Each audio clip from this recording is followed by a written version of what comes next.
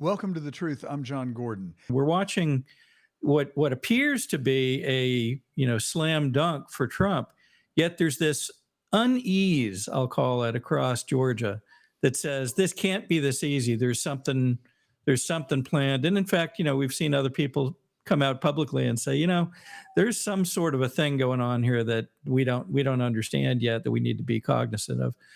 What are you hearing, and what are your thoughts? Well, I tell you, there is a guy on YouTube that puts out a weekly tracking of like 23 different polls across the nation. And then he assimilates that polling data and puts it in the context of both the popular vote and the Electoral College. So right now, today, the scary part is that they're saying, oh, Trump's running away with this. Yes and no. He's a point or a point and a half ahead in the popular vote. And if he won the popular vote, he'd be the first person to win the presidency with the popular vote as a Republican since Ronald Reagan, I believe. Mm-hmm. So the Electoral College obviously is really the prize. And right now, according to this tracking that I watch every week, he is somewhere in the 290 to 300 electoral votes. But that could, those electoral votes don't tell the whole story. The fact of the matter is, this country is as evenly divided as you can get. And in the swing states, yes, he is enjoying a lead right now, but the margins are just razor thin. My problem is that in 2020, I will go to my grave and believing and saying that I believe that 2020 was stolen, at least in Georgia. I suspect that it was stolen in Arizona and Pennsylvania, Michigan and Wisconsin. I don't have evidence of that. Mm-hmm. I have seen the evidence in Georgia. I have seen people in the tabulating center on video taking stacks of 100-count ballots and putting them through the tabulator multiple times. In one instance, 32 times. We actually, in the lawsuit, Jefferson Satir versus the Fulton Board of Elections that Bob Shealy brought, and I've worked with him on that lawsuit a little bit as a lawyer, but mainly as a fundraiser and handling communications around the state to try and bring about awareness, because the mainstream media continues to say that President Trump asserts without evidence that he won the election, which just grates on my nerves so bad I don't know what to do. How do they come up with there is no evidence? I wish they would talk to me. I mean, I would talk to reporters for the Atlanta Journal-Constitution when I was running for Attorney General, and when I would start giving them the evidence, they would just glaze over like, I really am not going to listen to what you're saying. Yeah. They just are so intellectually dishonest that they will not even allow themselves the opportunity to look, which I think is just utterly disgraceful. There's obviously a narrative, and that's another thing that I'm hyped up about. With the Twitter files, so just back up a little bit. A continuing theme on John Gordon Truth is looking at the Kennedy assassination.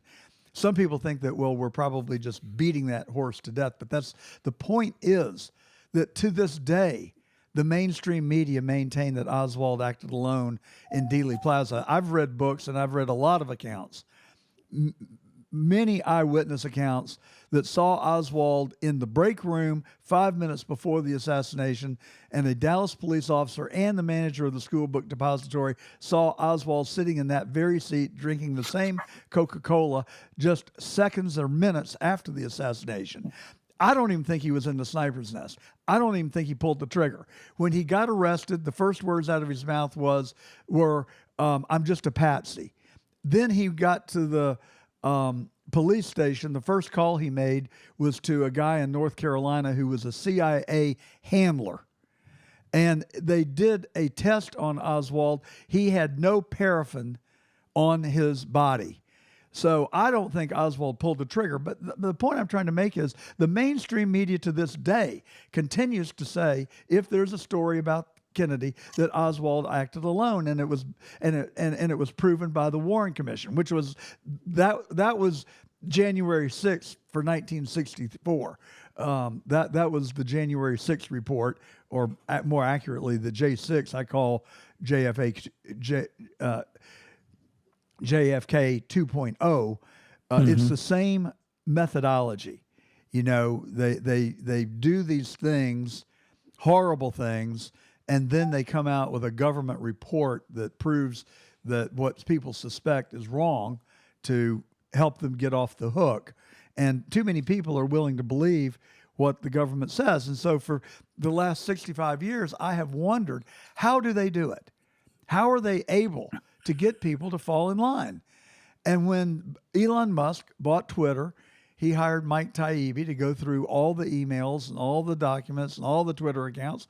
And he found that the FBI paid Twitter $3.4 million to suppress and cancel anyone who wrote in against the COVID narrative or the vaccine. So there you go. And that's why I continue to talk about Kennedy, because it's still, what happened then is happening today. It happened with respect to 2020.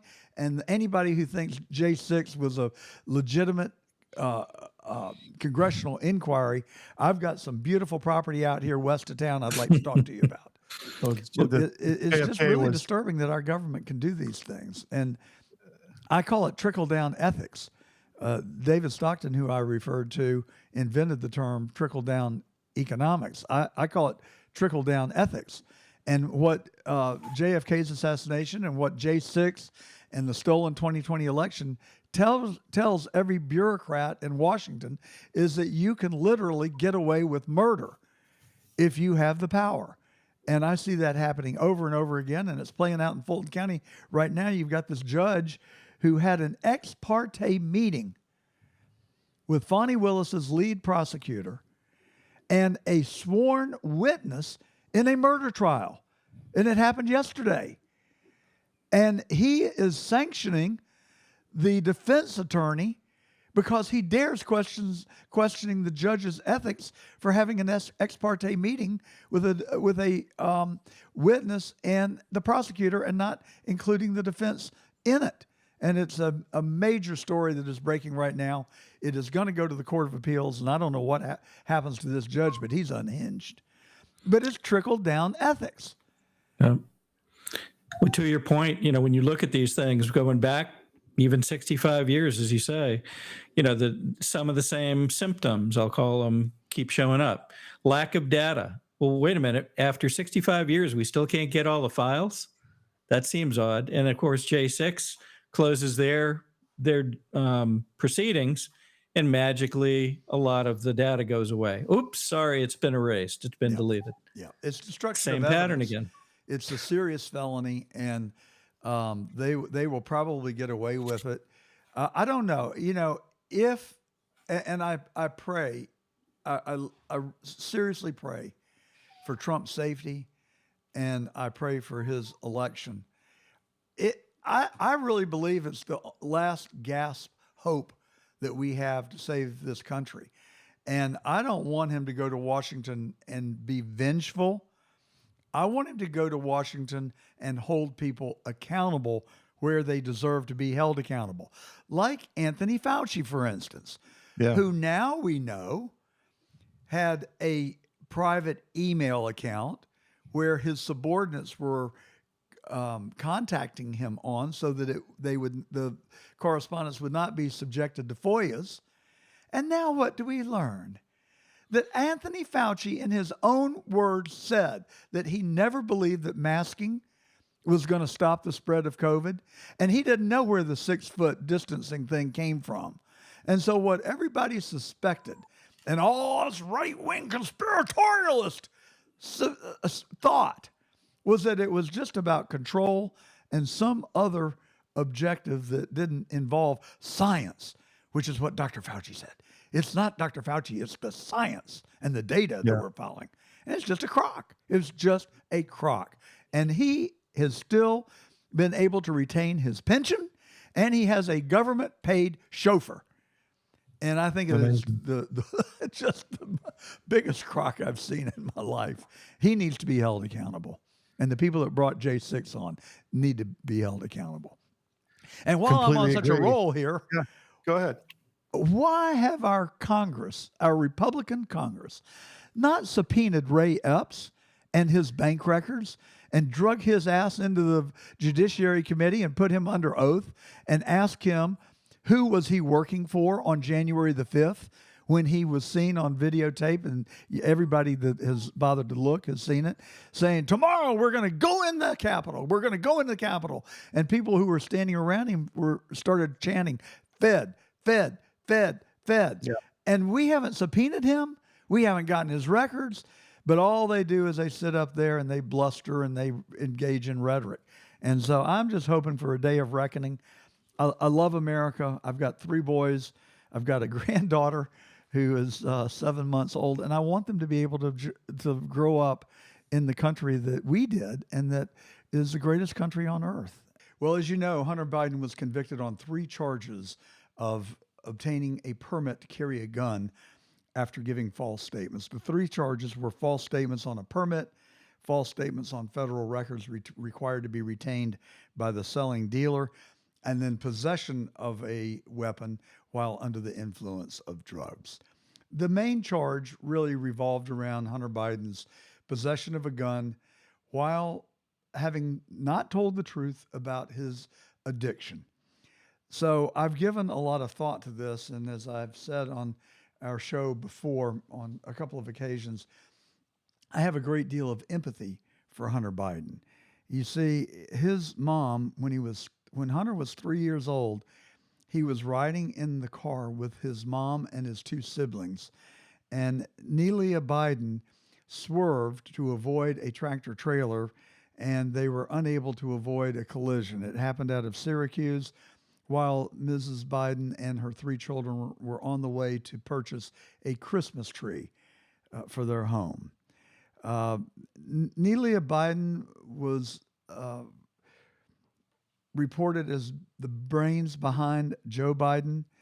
Uh, she was a lovely lady and a devoted mother. The tragic accident occurred December the 18th, 1972, just in the days following Joe Biden's election to the United States Senate. So I feel bad for Hunter Biden. I really do. I feel bad for him on several levels. First of all, at 3 years old, can you imagine being in a fatal car accident and losing both your mom and your sister? In that connection, I feel empathy and sympathy for Joe Biden. So it's not unusual for people who have experienced this kind of trauma to turn to addiction, to turn to drugs and alcohol, to help dull the pain. So I get it. But unfortunately, or depending on your point of view, I guess, that is not a defense to violating the laws of the United States. Now, Hunter Biden had the plea deal of plea deals with the prosecutor who brought this case, and his arrogance and his hubris, at least my perception, got in the way of his judgment. And he, at the finish line, he wouldn't take the plea deal. Well, the other side of the story is that the judge also had serious questions about the plea deal. It appeared as if there was a absolute grant of immunity that came along with it, but then in the 11th hour, we found out, Hunter Biden found out, that the plea deal may not protect him for and give him immunity for all of his indiscretions. And I think that Hunter was of the impression that this plea deal was going to give him absolute immunity from everything. Well, the long and the short of it is that Hunter Biden has now been convicted. The softer side of me says that we probably should offer him some measure of forgiveness. The trauma that he has experienced, I think, causes me to be empathetic with respect to the gun charge and his addiction. His problems go beyond that, though. So let's first let me take you to an interview that Pierce Morgan had with London Roberts. She's from Arkansas. She was Hunter Biden's lover, and she is the mother of his child. Let's see what London Roberts has to say about Hunter. Hunter, during that time of his addiction and stuff, he might go MIA for a month and then, show up again or whatever. So I'd say it was a very on and off again. Did you enjoy that, or did you find it weird, or was it very difficult? How would you describe that kind of relationship? With Hunter, it's what you get kind of during that time. Like I knew that he was struggling with addiction and the inconsistency and stuff that came with that. But how I felt for him outweighed that. So I wouldn't say that it was, a bad thing or a good thing, a good feeling. It's something that came with him, and it's what I dealt with. He was, by his own admission, he was taking gigantic amounts of drugs at the time. Were you aware of that side of his life? Yes. Yes, I was aware of that. How did that make you feel? Did you try and stop him? There were times we talked about, his addiction and would he stop and things like that. And it was really good about deflecting when it came to his addiction. He didn't want to talk about it because, that, I guess, talking about it makes it real. And he was one of them that would, just deflect or have some witty comment to say about it. But I'll say this, he owned it the entire time. Any conversation we had about his addiction, he owned it. And he said, this is my addiction. No one caused it. And I will quit when I quit. No one can make me quit. Like, I have to do it for myself.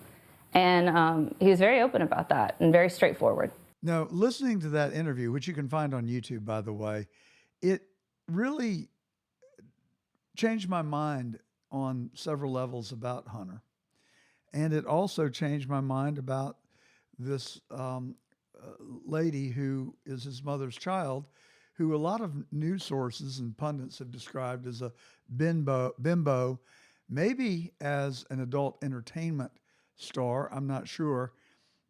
But I can tell you in this video, she came across to me as very real and really a pretty lovely person who said many kind things about Hunter.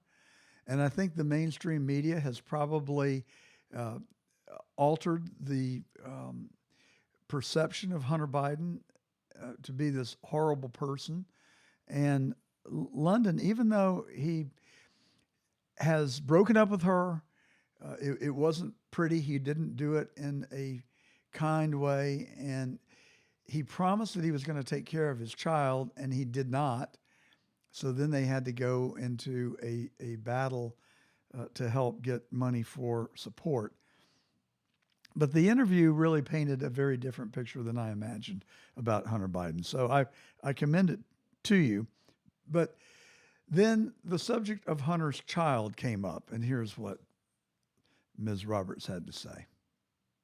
I find a way to tell him, and there are things that have to be dealt with before I can actually tell him, because I had complications during the first of the pregnancy and, had to go to the hospital and things. And at that point, I just had my close friends with me in D.C. because I'm also 1,500 miles away from home. I'm not in Arkansas, where I'm from. So I'm up there with my friends, and my close friends are helping take care of me. And when that all calms down, I finally find a way to tell him. Tell him there's something that we have to talk about, and I do. I tell him. How did he react? Shocked at first, and but very supportive. In that conversation, after I told him, he said that he would be supportive in any way, emotionally, physically, financially, whatever it took. And ultimately, as a woman, it is my decision, and he will support whatever decision I make with that. So he didn't at any stage suggest it might be better if you didn't have the baby? No, he never came out and said that he wanted me to have an abortion or anything like that. He solely led it up to it was my choice, and he would respect that. But you said that the revelation you were pregnant pretty much brought the relationship to an end. Why was that? I think earlier when I was talking about like addiction and how he would deflect and like try to avoid that whole conversation, now it became not only was he dealing with addiction, he was dealing with, a child on the way. And that sort of was treated the same way. It was, avoid the situation. And he, I wouldn't say, well, I think he just, it's just like I said, he avoided the situation. And I don't think that, he was in a dark time during those days. So I think that he didn't know fully how to go forward. So it's hard to tell really what to believe. On the one hand, we've been told that he didn't step up, yet Ms. Roberts said that he has stepped up for his child. So I am confused. But as I pretty consistently said, Hunter Biden is not the person that I have the most angst for in all of this. And I even give Joe Biden some measure of forgiveness, I guess, having lived through this tragedy. He lost his wife, then he lost his other son to a brain tumor. So he's lost 3 out of 4 of his children. I think as human beings that it is incumbent upon us to have some level of compassion for him and his family. But that does not constitute giving them a free pass. So you've got the background, you've got the drugs, you've got the gun, you got the lies, you've got the court case, you've got the judgment of the court, a unanimous verdict by 12 jurors, and now the judge is going to have to decide what sentence to impose. I am going to say, as a first-time offender and as someone who is sort of a sympathetic character in many ways, that the judge is not going to impose a harsh sentence. He'll probably get first offender treatment. I predict that he will never serve a day in jail. However, his problems are about to get much worse. And by the way, so are Joe Biden's. So the cynical side of me tells me that this is a smokescreen. It is a diversion. It is to get us to quit looking at Joe Biden and his graft and his corruption and the world war that he is leading us to the brink of. And I think that we are on some level being fooled. Our attention is being distracted away from the main issues. Hunter Biden next month is going to be on trial for tax evasion. When that case comes to trial, everything is going to be on the table. Where did the money come from? What about the mayor of Moscow? What about the oligarch and the diamonds and the Porsche? What about the 21 LLCs? What about money flowing from China and the Ukraine into the Biden crime family's bank accounts, into these LLCs, and your failure to pay taxes, Hunter Biden? So yeah, on the drug addiction, which is proximate to the gun charge, empathy, compassion, forgiveness. On the tax evasion charge, I'm sorry. I think that is a different level of offense. And I think that the court is going to look at it much differently. And I think the public is going to look at it much differently. And it's all going to happen in the midst of a presidential election. I think it's all going to be on the table. I don't think that Papa Joe is going to be able to spare Hunter on this one. And if anybody is to blame, it's Joe Biden. I've said it before and I'll say it again. Yes, compassion, forgiveness on many levels. However, one thing I cannot and will not forgive him for is corrupting his own son. It appears to me and others that Joe Biden made Hunter Biden the bag man, and those chickens are about to come home to roost. And I feel sorry for Hunter. I feel sorry for him on many ways. But these LLCs and the shakedown for money that we've heard when he was on the phone and said, "I'm here with my father. You've got 3 hours to get the money here or else." He's a lawyer. He's described as smart by his former girlfriend. I don't think he's going to get a pass for that. And I can't give him a pass for that because it's not just tax evasion. It is, if it's not, it is borderline treason. And on those counts, I cannot forgive him nor his father. I'm going to tell you the truth today, and it's scary. This is the truth. I'm John Gordon. I've been doing this broadcast now for almost 2 years, both on the radio and live streamed across the web. Today, ladies and gentlemen, I'm issuing an urgent warning. I have lived through my dad was in World War II, and I heard his stories. And I was born in the 50s, and I came into the world just on the heels of the Korean War. I was a teenager during the Vietnam War, and if I had been born about 5 years earlier, I likely would have been drafted and had to go to Vietnam.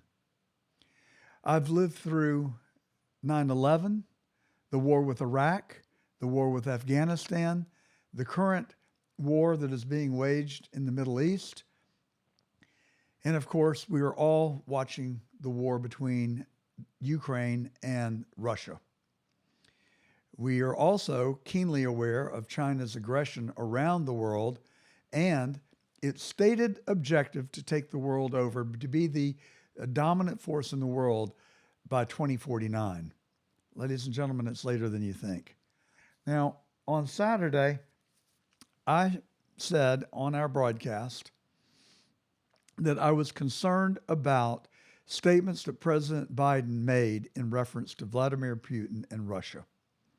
I also said that I thought they were the most irresponsible comments that I have ever heard a leader utter in my lifetime.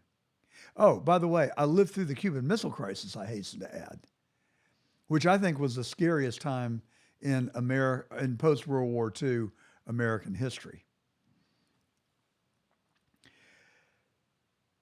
But I want to, for those of you who didn't see it, I want to run the clip of Joe Biden having an interview with David Muir of ABC just last week in Normandy. Here's the clip. I know for years you resisted the idea of American weapons being used for any sort of direct strike inside Russia. But we did witness this shift in recent days, authorizing American weapons for limited direct strikes. Are American weapons being used right now inside Russia? They're authorized to be used in proximity to the border when they're being used on the other side of the border to attack specific targets in Ukraine. We're not authorizing strikes 200 miles into Russia. We're not authorizing strikes on Moscow, on the Kremlin. Let me ask you about what Vladimir Putin said last night about this authorization of American weapons inside Russia. He said the supply of high-precision weapons to Ukraine for strikes on Russian territory is direct participation in this war. He went on to say that this is the way to serious problems, and again talked about Russia's nuclear capabilities. Does that concern you? I've known him for over 40 years. He's concerned me for 40 years. He's not a decent man, he's a dictator, and he's struggling to make sure he holds this country together while still keeping this assault going. We're not talking about giving them weapons to strike Moscow, to strike the Kremlin, to strike just across the border where they're receiving significant fire from conventional weapons used by the Russians to go into Ukraine to kill the Ukrainians. Ladies and gentlemen, the President of the United States does not utter a word without it being reviewed by dozens, if not hundreds of people. This statement would have been reviewed by people in the State Department, CIA, Defense Department, and of course, the executive branch. I do not believe that these comments were some off-the-cuff remark. And every single word would have been scrutinized and precisely worded and edited before uttered. The way that I interpret this is that we are going to give permission to the Ukraine, or whoever is actually conducting the war on the ground in the Ukraine, to use U.S.-made weapons to attack Russia inside the boundaries of Russia. Now, Biden's lame answer, or his lame words, were, we're not going to attack Moscow and go into the interior of the country. We're just going to attack along its border, but inside the border.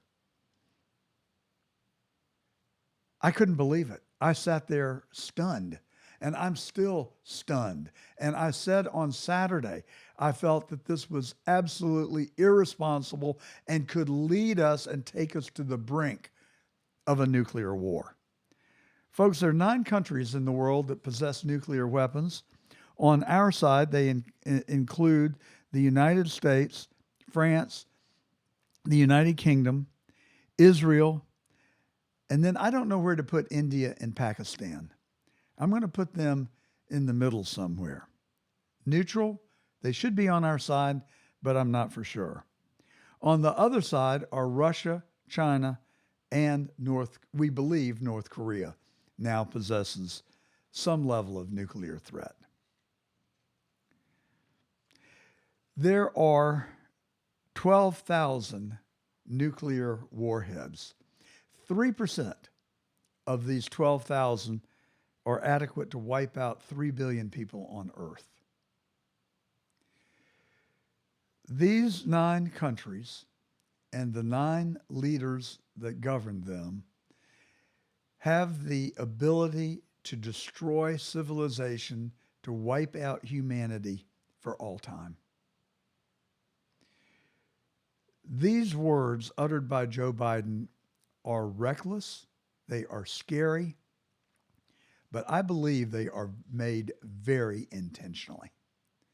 I warned then and I warn now that Vladimir Putin and our enemies are not going to take these words lightly.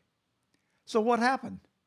What has the result been now as we record this podcast and Saturday's radio show? Just 5 days after I issued the warning. Look for yourself. Here's what showed up in Cuba yesterday. Including a nuclear-powered submarine and a warship. This comes as tensions are soaring between the United States and Russia over the war in Ukraine, but the Pentagon, so far, downplaying the ship's arrival, saying the U.S. has been monitoring this all along. 4 Navy warships and a nuclear submarine have been detected in Cuba, 90 miles south of where I sit at this very moment.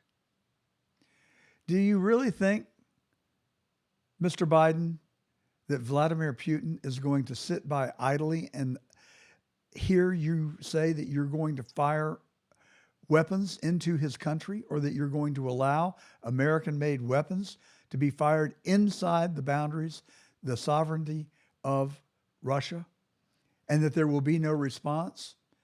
Well, we can see that there is a response. Not since the Cuban Missile Crisis have I feared for our country like I do today. We also know that there are thousands, perhaps tens of thousands, of Chinese military-age fit men who are now inside the United States.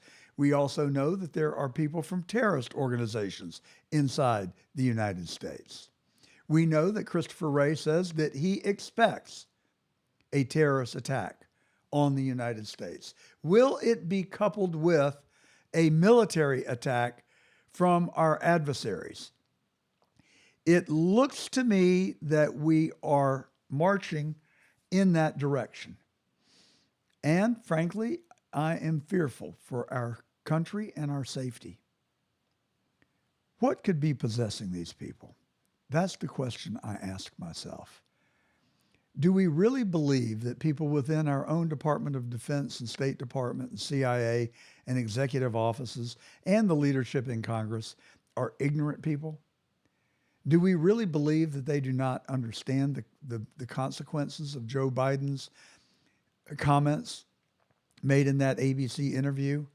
Are we now seeing exactly what I predicted would happen mere days after the prediction was made?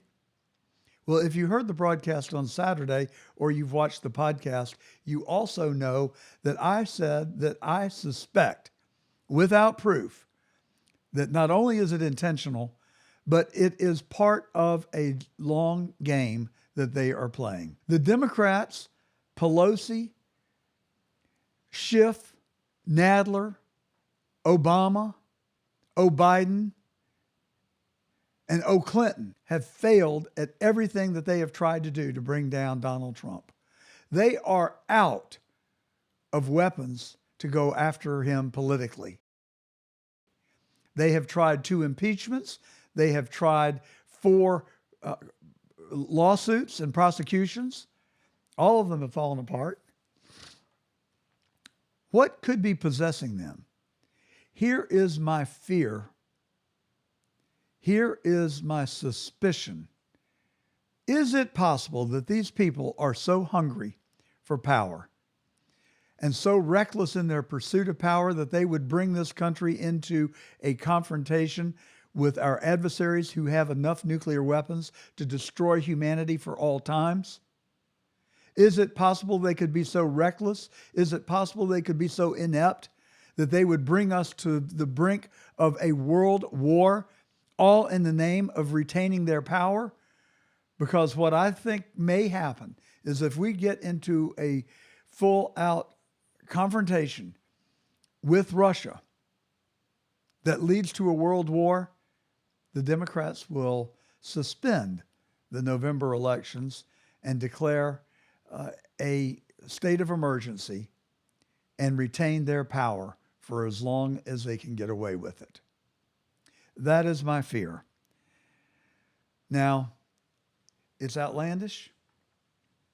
I understand.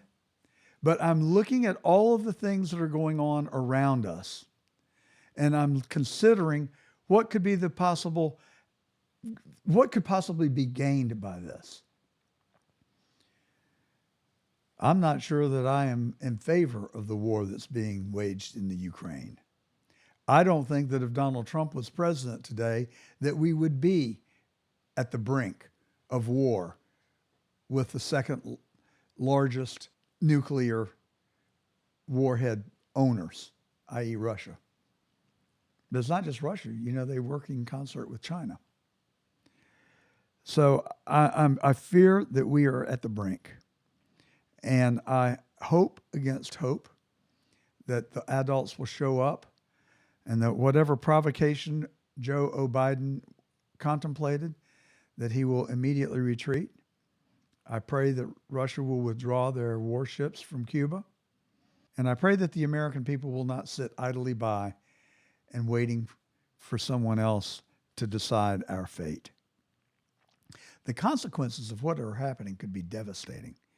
It could be devastating for you and me, for our children and our grandchildren, and the future of our country. I have no confidence in the current leadership of this country to do the right thing, to use wisdom. It is either reckless political bluster or it is recklessness at the highest levels of our government. So what can we do? Well, I told you we can be prepared, and I also think that we need to avoid. So here's what I'm asking you to do. I want you to take 10 minutes, and I want you to write your representatives and tell them that you are concerned about the recent provocation against Russia and that the leadership of this country need to redirect our thinking.